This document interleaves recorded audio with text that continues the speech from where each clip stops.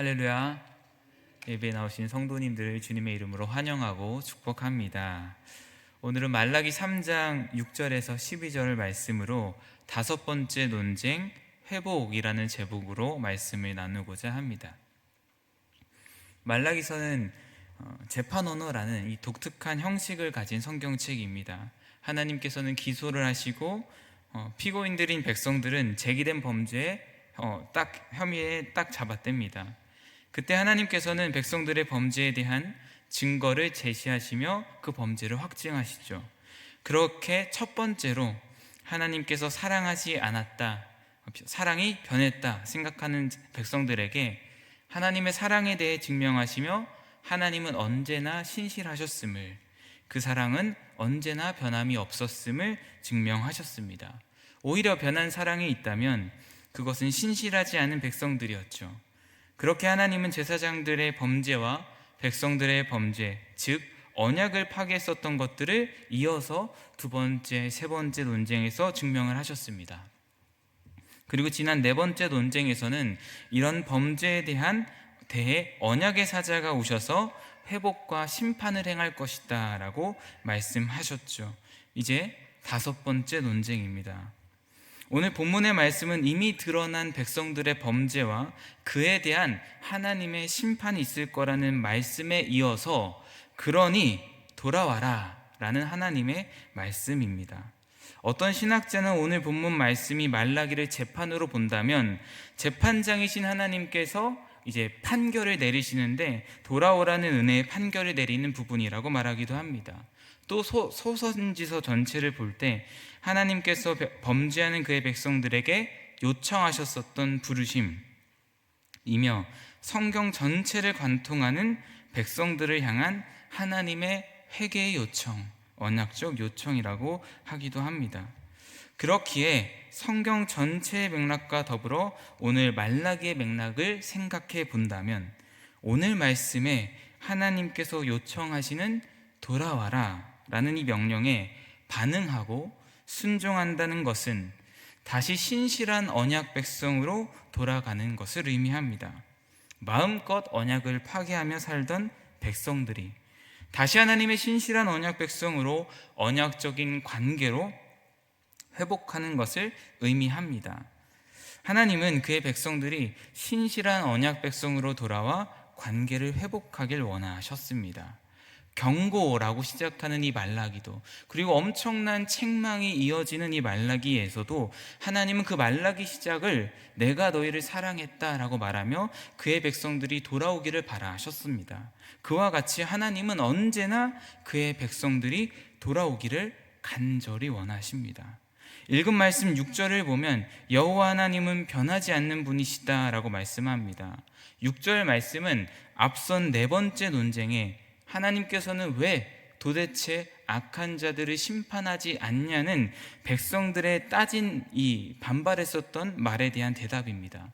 그래, 악에 대한 심판을 해달라는 너희들의 요구에 따른다면 내가 끊임없이 범죄하는 너희들을 진멸해야 하는 것이 마땅하지만 내가 그렇게 하지 않았다. 내가 그렇게 심판하지 않은 것처럼 보이는 것은 나 여호와는 변하지 않기 때문이라는 것입니다. 이스라엘 백성은 구약의 역사를 보아도 언약 백성으로서 하나님께 신실하지 못했습니다. 이런 그들의 범죄는 구약의 마지막 구속사적인 전환점이라고 말하는 말라기에 와서는 더 적나라하게 보여주었죠.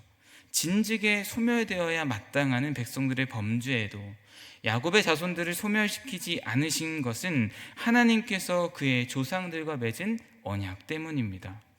하나님은 아브라함과 언약을 맺으실 때 쪼갠 짐승들 사이로 지나가시며 언약을 어겼을 때 받게 될 언약의 저주까지도 본인이 담당하시겠다고 언약을 하셨습니다. 하나님은 구원을 죄인에게 맡겨두지 않으시고 은혜 가운데 주권적으로 이루어 가시는 분이십니다. 하나님은 이 언약에 변하지 않으시는 분이십니다. 그렇기에 하나님께서는 백성들이 언약을 파기하는 그 순간 속에서도 그들을 포기하지 않으십니다. 6절에서 하나님은 이를 말씀하시며 확인시켜 주십니다. 나는 변하지 않는다. 내가 변하지 않기 때문에 너희가 돌아올 수 있다. 직접 돌아와라 라고 명령하시기 전부터 확신을 주시는 것입니다. 이런 하나님의 간절함, 하나님의 은혜는 계속됩니다. 7절에서 하나님은 이미 오래전부터 하나님의 규례, 율법을 지키지 않았던 백성들에게 돌아올 것을 명령하십니다. 하나님은 변하시지 않았지만 백성들은 이미 변한 지 오래였습니다.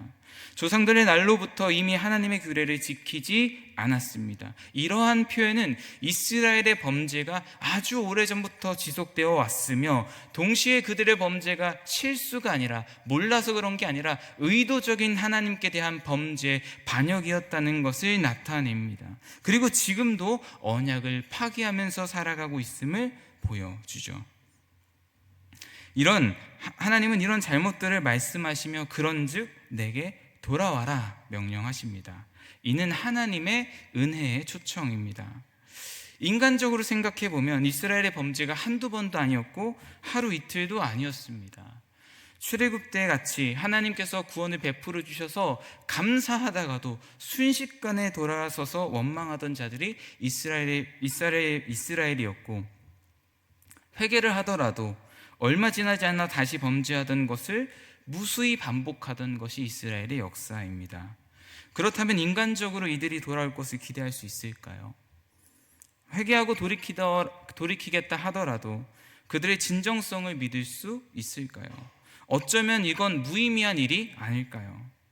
이런 이스라엘의 모습을 보면서 떠오르는 말이 있습니다.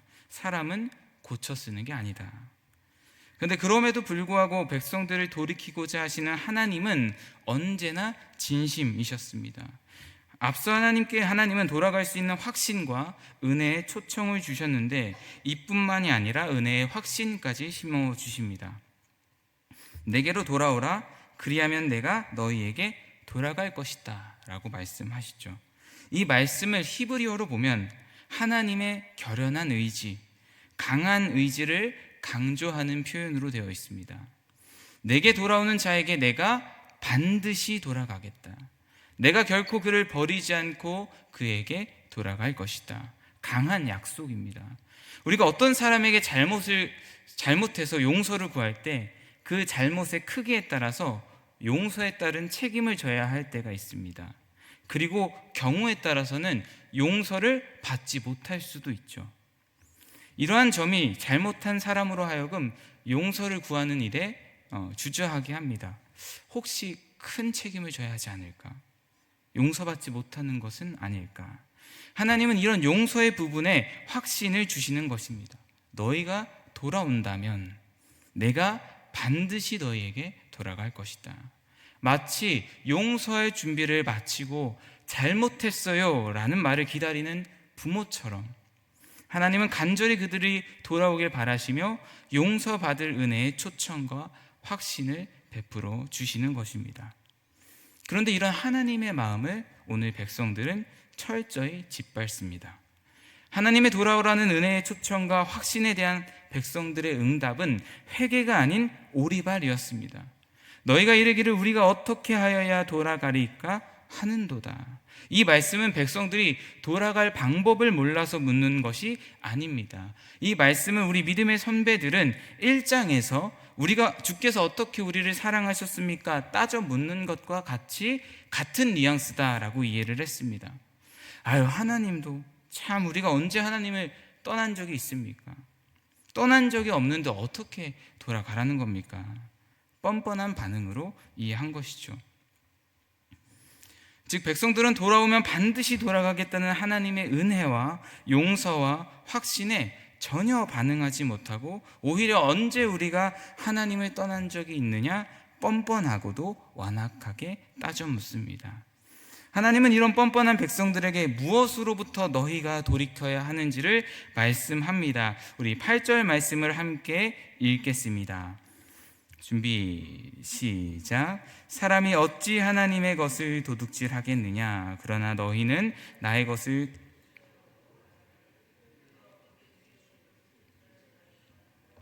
이는 곧 11조와 봉헌물이라. 아멘. 하나님은 자신들은 떠난 적 없다고 말하는 뻔뻔한 백성들에게 너희가 어떻게 떠났는지 또 어디서 어떻게 돌아와야 하는지를 말씀하시는데요. 하나님의 것을 도둑질했다 말씀하시죠. 먼저 하나님은 백성들에게 물으십니다. 사람이 어떻게 하나님의 것을 도둑질하느냐? 우리는 이런 질문을 뭐라고 말하죠? 답정너 질문이라고 말하죠.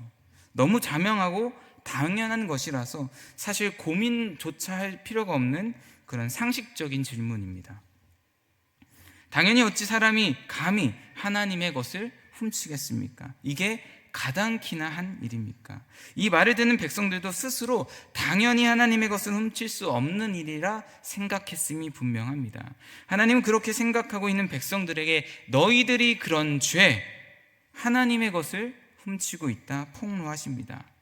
가슴을 깊숙이 파고드는 하나님의 책망에 화들짝 놀란 백성들은 우리가 어떻게 하나님의 것을 도둑질했습니까? 언제 그랬습니까? 발뺌을 하죠. 그런 백성들에게 하나님께서 증거를 내놓으시는데 그것이 바로 11조와 봉헌물이었습니다. 자, 정리해 보면 말라기 시대 백성들은 단순히 11조나 봉헌물만 안 한 것은 아닙니다. 다 안 지켰죠. 그들은 전적으로 하나님의 언약을 파기하면서 살았습니다. 그들의 실상을 우리는 1장부터 3장까지 자세히 보았습니다. 하나님은 이렇게 언약을 파기하며 살아가는 백성들에게 회개를 요청하십니다. 이 회개는 단순히 몇 가지 범죄에서 돌아서는 것을 의미하는 것이 아닙니다. 자신이 주인되어 마음대로 살았던 삶, 하나님이 아닌 다른 우상, 돈을 숭배하던 모든 삶으로부터 하나님께로 돌이키는 삶이자 다시 신실한 언약 백성으로 돌아가는 참된 회개를 의미하죠. 하나님은 이런 회개의 표지, 언약 백성의 회복의 표지로 11조와 봉헌물을 회복해야 한다 말씀하십니다. 언약을 전적으로 파괴했던 이스라엘에는 11조와 봉헌물을 하지 않은 것 말고도 다른 심각한 범죄, 더 많은 범죄들이 있었을 텐데 왜 하나님은 11조와 봉헌물을 훔치는 것을 가장 대표적인 범죄로 말씀을 하실까요? 크게 두 가지로 한번 살펴보고자 합니다. 첫째로 성경에서 11조를 가장 먼저 말씀하는 창세기 14장의 말씀을 살펴보면 아브라함이 조카 롯을 구출했었던 전쟁에 대한 말씀이죠.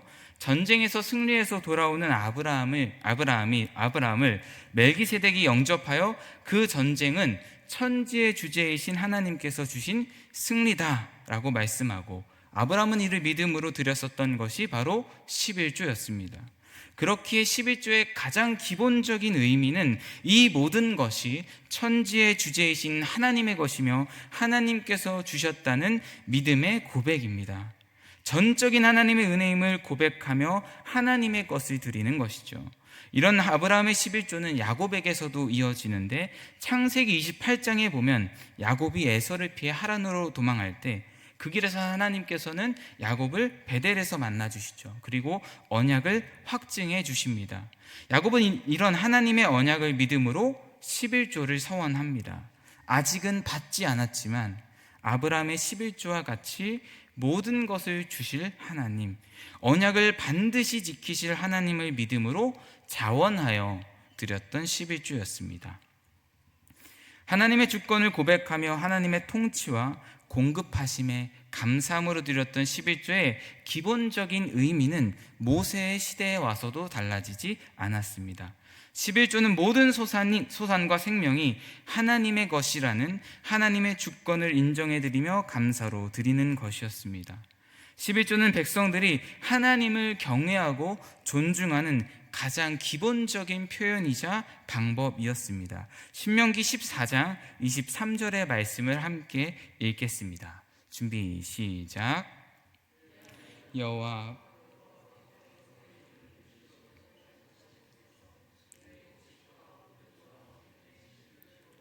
또 내 소와 양의 첨난 것을 먹고 내 하나님 여호와 경외하기를 항상 배울 것이라. 아멘. 11조는 단순히 헌금을 드리는 행위가 아니라 하나님이 모든 소유의 주인이심을 인정하는 것을 배우는, 즉 하나님을 경외하는 삶을 배우는 것이었습니다. 이런 11조의 의미를 생각해 본다면 백성들이 지금 11조를 하지 않는다는 것은 하나님을 존중하지도 않고 경외하지도 않는다는 것을 의미합니다. 하나님을 경외하는 마음이 없어지면 어떻게 됩니까? 백성들은 여지없이 우상을 숭배하고 율법을 지키지 않았습니다. 그것을 이스라엘의 역사를 통해서 알 수 있죠. 그리고 말라기, 이 제사장들을 책망하는 부분에서도 잘 나타납니다. 그렇기에 11조를 하지 않는다는 것은 단순히 헌금을 하고 안 하고의 문제가 아니라 하나님과의 언약적인 관계를 파괴하는, 이 언약적인 관계를 파괴하는 것을 상징할 만한 대표적인 범죄인 것입니다. 두 번째로, 하나님께서 11조와 봉헌물을 하지 않는 그것을 언약을 파괴하는 대표적인 그런 범죄라고 말씀하신 두 번째 이유는, 11조를 하지 않는 것은 언약 안에서 하나님과 함께 교제하는 그런 삶, 교제하는 관계를 훼손하는 대표적인 행위였기 때문입니다. 하나님은 출애굽을 통해 그의 백성들을 구원하시고 그들과 특별한 언약적인 관계를 맺고 그들과 동행하길 원하셨습니다. 그렇게 성막을 짓게 하셨습니다. 하나님은 그곳에서 백성들과 동행하시며 풍성한 기쁨을 누릴 수 있도록 제사장과 레위인들을 구별하셨습니다. 하나님의 법을 가르쳐 거룩한 삶을 살게 하고 하나님께 예배드리게 하고 감사를 드리게 하며 때로 범죄할 때에도 그들의 범죄를 그곳에서 담당하게 하셨습니다.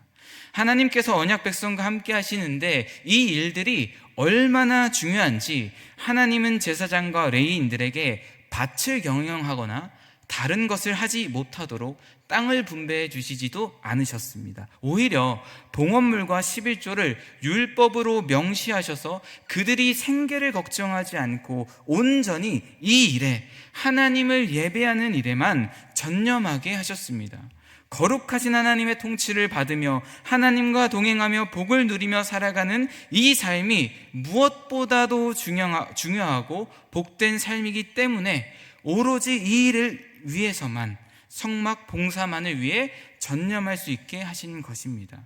이런 제사장과 레위인의 직무를 두고 민수기 18장 7절에서는 하나님께서 너희에게 주신 선물이 바로 이들이다 라고 말씀합니다. 그러면서 이어서 봉헌물과 11조를 명령하시죠. 레위인과 제사장들의 생계를 책임질 것을 말씀하시는 것입니다. 11조와 봉헌물은 언약 백성이 하나님과의 언약 관계를 누리기 위해서 주셨던 하나님의 구속사적인 질서입니다. 그의 백성들이 범죄할 때도 끊임없이 하나님께로 돌이키게 하며 관계를 새롭게 하는 은혜의 수단이었습니다. 그런데 이 수단이 제대로 이루어지지 않는다면 어떻게 될까요? 11조와 봉헌물이 드려지지 않아 제사장과 레위인들의 생계가 책임져지지 않을 때 어떻게 되었습니까? 여지없이 제사는 완전히 무너지고 하나님의 율법을 어기게 됩니다. 사사기에 보면 사사기는 한 장 한 장 넘어갈수록, 뒤로 갈수록 점점 더 악해지는 모습을 보여주는데, 가장 타락한 모습을 보여주는 17장부터 마지막 장까지, 그 마지막 장까지의 영적 타락의 핵심에는 레위인의 타락이 자리 잡고 있었습니다. 그가 생계를 두고 거주할 곳을 찾기 위해 레위인이 미가의 집에 정착한 사건이 17장부터 쭉 나오죠. 또 히스기야의 개혁에도 성전의 정결과 제사의 회복, 11조와 봉헌물의 회복이 있었습니다. 그런데 그 전까지는 11조와 봉헌물이 드려지지 않았고 이는 아하스 시대의 영적인 타락이 되었습니다. 이뿐만이 아닙니다. 말라기와 비슷한 시대에 활동했었던 느헤미야에서도 11조와 봉헌물이 드려지지 않으므로 레위인들이 성전 직무를 떠나 밭으로 도망하였고 이는 백성들의 영적인 타락이 되었습니다. 이와 같이 11조를 드리지 않을 때 제사제도와 레위인들이라는 구속사적인 질서가 무너졌고 이는 이스라엘의 영적인 타락이 되었습니다.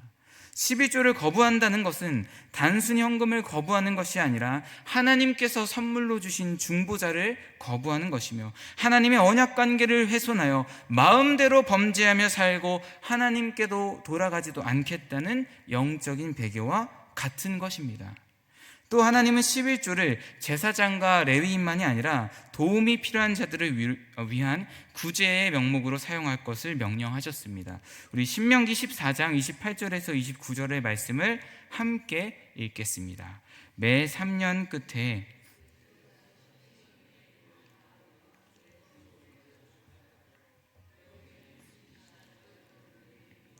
내 성중에 거류하는 객과 및 고아와 과부들이 와서 먹고 배부르게 하라. 그리하면 내 하나님 여호와께서 내 손으로 하는 복을 주시리라. 아멘. 11조는 모든 것이 다 하나님의 것이라는 고백인 동시에 하나님의 뜻에 따라 사용되어야 합니다. 하나님은 11조가 성전 유지만을 위한 것이 아니라 가난하여 삶이 어려운 자들을 위한 구제의 비용으로 사용하게 하셨습니다. 하나님은 언약 백성들이 이 땅을 살아가면서 가난함으로 인해서 언약 백성으로 마땅히 누려야 할 복된 삶의 지위들을 누리지 못할 때 모든 백성들의 11조를 통해 그들의 필요를 채워주심으로 그들이 이 땅을 살아가면서도 언약 백성의 지위를 누리게 하셨습니다. 그들의 필요를 하나님은 이런 방식으로 채워주셨습니다. 이렇게 이웃사랑이라는 10계명의 본의를 따라서 백성들이 살아가게 하셨죠. 이런 11조가 잘 지켜질 때 하나님은 신명기 26장 13절에서 이렇게 말하게 하십니다. 내가 주의 명령을 범하지도 않았고 잊지도 않았다 라고 말할 수 있게 될 것이다 라고 말씀하시죠. 하나님의 뜻에 따라 이 11조를 다 할 때 율법의 본의를 다 지켰다 라고 말할 수 있게 된다라는 것입니다. 오늘 말씀에서 하나님께서는 11조와 봉헌물을 언약 백성의 표지로 세우셨는데 이는 11조에는 하나님 사랑과 이웃 사랑이라는 거룩하신 하나님의 뜻이 모두 다 들어있기 때문입니다. 하나님께서 돌아오라 명령하신 것에 따라 11조와 봉헌물을 회복하는 것은 언약 백성으로 하나님을 예배하고 이웃을 돌보며 하나님 나라의 질서를 따라 살아가겠다는 것을 의미하죠. 이것이 하나님께서 율법으로 명령하신 구원받은 하나님의 거룩한 백성의 삶입니다. 이런 율법의 본의가 다 담긴 언약적인 삶을 거부했기 때문에 이스라엘은 구절에서 저주를 받았고 하나님은 여기서 돌이킬 것을 오늘 말씀에 아주 간절히 요청하시는 것입니다. 이런 하나님의 마음이 참 놀라운 것은 그들이 돌아올 수 있도록 복을 약속해 주시는 10절과 12절을 통해서 드러납니다. 온전한 11조를 하는 것으로 하나님을 한번 시험해 보라는 것이죠. 구약에서는 하나님을 시험하는 것을 엄격하게 금하고 있습니다. 그런데 여기서 시험을 허락하신다는 것은 매우 독특하고 이례적인 표현입니다. 왜 이렇게까지 복을 넘치도록 쌓을 곳이 없도록 한번 시험해 보라 말씀하시는 걸까요? 이스라엘이 떠난 것이 거의 회복이 불가능한 수준에 이르렀기 때문입니다. 또한 언약 백성들을 돌이키고자 하시는 하나님의 강한 열망, 간절한 열망 때문입니다. 하나님께서는 이런 시험을 허용하시는 것이 앞서 은혜의 초청에 확신을 더하셨던 것과 같이 백성들이 신뢰할 수 있도록, 믿을 수 있도록, 이 복을 보아서라도 돌아올 수 있도록 돌이키고자 하시는 은혜였습니다. 오늘 말씀의 하나님은 떠나간 백성들이 온전한 11조를 회복하여 언약 백성으로 돌아오길 원하시는 분이십니다. 이를 위해 회개의 은혜를 주시며 이에 반응할 수 있도록 확신을 주시고 또 상상도 못할 축복, 하나님 나라의 축복을 약속해 주셨습니다. 그러나 이런 하나님의 열망과 자비에도 불구하고 이스라엘 백성들은 그 은혜에 반응하지 못했습니다. 결국 그들은 신실한 백성으로서 언약을 11조를 회복하지 못했습니다. 이처럼 하나님의 사랑 앞에 응답하지 못하는 이런 이스라엘의 모습은 단지 조금 안타깝고 답답한 것이 아니라 타락한 인간은 스스로의 힘으로는 결코 회복에 이를 수 없음을 보여줍니다. 하나님의 놀라운 은혜에도 반응할 수조차 없는 절망적인 죄인의 모습을 드러내는 것이죠. 이런 도무지 반응할 수 없고 회복할 수 없었던 소망이 없던 자들에게 하나님께서는 우리들의 회개를 기다리지 않으시고 스스로 회복할 수 있는 길을 열어주셨습니다. 바로 우리 주 예수 그리스도입니다. 예수님은 돌이킬 수 없었던 우리의 온전한 11조가 되어주셨습니다. 그분은 자신의 모든 삶의 하나님께 순종함으로 율법이 요구하는 하나님 사랑, 이웃 사랑을 다 이루셨습니다. 자신의 생명을 온전히 하나님께 드리셨습니다. 하나님을 사랑하며 죄인을 구원하기 위해 십자가에서 모든 죄의 형벌을 다 받으심으로 자기를 온전히 내어 주셨습니다. 이런 예수 그리스도의 사역은, 삶은 하나님 사랑과 이웃 사랑이라는 율법의 본의를 완전히 실현한 11조의 참된 성취였습니다. 그렇기에 11조를 회복하라는 말라기의 말씀은 궁극적으로 그리스도를 붙들라는 복음의 명령입니다. 또한 11조를 회복할 때 약속하신 이 축복 역시 그리스도 안에서 우리에게 주시는 무엇보다도 큰 구원의 축복이라 할 수 있습니다. 하나님은 그리스도 안에서 이루신 이 놀라운 은혜, 그리스도 안에서 완성된 의와 은혜를 붙드는 자들에게 이 놀라운 은혜를 값없이 부어주셨습니다. 이로 인해 우리는 이제 그리스도 안에서 더 이상 실패한 옛 언약 백성처럼 살지 않고 하나님을 사랑하며 이웃을 사랑하는 신실한 언약 백성이 되었습니다. 이제 언약 백성 된 우리는 성령님의 통치 가운데 우리의 삶 전체가 하나님을 향하여 살아가고 이웃을 사랑하며 살아갈 수 있고 또 그렇게 살아가야 합니다. 이렇게 살아가는 구체적인 삶은 무엇일까요? 여러 가지가 있겠지만 오늘날 우리가 드리는 11조와 헌금 역시 하나님을 사랑하고 이웃을 사랑하는 아주 구체적인 삶입니다. 초대교회는 연보를 통해 율법의 11조의 의무를 넘어 더 근본적으로 하나님을 섬기며 이웃을 사랑했습니다. 11조라는 말이 없었지 연보라는 이름으로 복음을 위한 일과 구제하는 일을 위해 서로의 물건을 통용하는 것을 넘어 자신의 재산을 팔아 각 사람의 필요에 따라 나눠주기를 주저하지 않았습니다. 그렇게 말씀은 흥왕했고 놀라운 은혜와 가난한 자가 없이 충만하게 하나님 나라의 복들을 이 땅에서부터 누릴 수가 있었죠. 이런 회복의 은혜가 우리 새샘교회 가운데 있길 소원합니다. 말씀 마치겠습니다. 오늘 말씀의 11조는 구속사적으로 그리스도 안에서 완성되었고 그 정신은 오늘 우리의 헌신과 연보, 나눔, 즉 오늘 우리의 11조를 통해서 실현된다는 점을 기억하시길 소원합니다.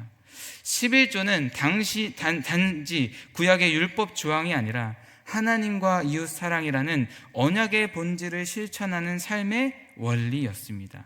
그리고 이 원리는 예수 그리스도 안에서 폐하여진 것이 아니라 완성되었고 성령님의 내주하심 가운데 우리는 이 원리를, 정신을 더 풍성하게 실현할 수 있도록 부르심 받은 자들이라는 것을 기억하시길 바랍니다.